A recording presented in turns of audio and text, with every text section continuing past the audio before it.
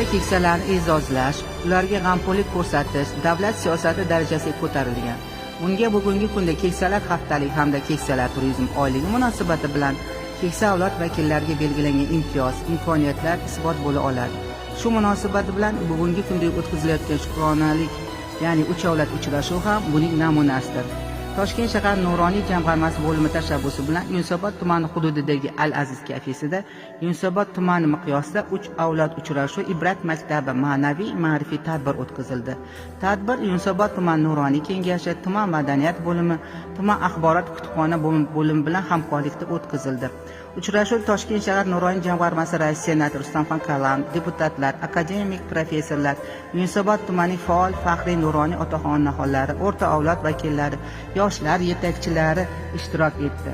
Tadbirda so'zga chiqqanlar Prezidentimiz Shavkat Mirziyoyev tomonidan amalga oshirilayotgan islohotlar, inson qadrini yuksaltirish, xalq farovonligini ta'minlash, yoshlarga keng imkoniyatlar yaratilayotganini haqida so'z yuritildi. Shuningdek, dabdabali to'y va marosimlarni ixcham va namunali shaklda o'tkazish bo'yicha tavsiyalar berildi. Tadbirda tuman madaniyat va bo'limining sozanda va xonandalari tomonidan kuy va qo'shiqlar yangradi.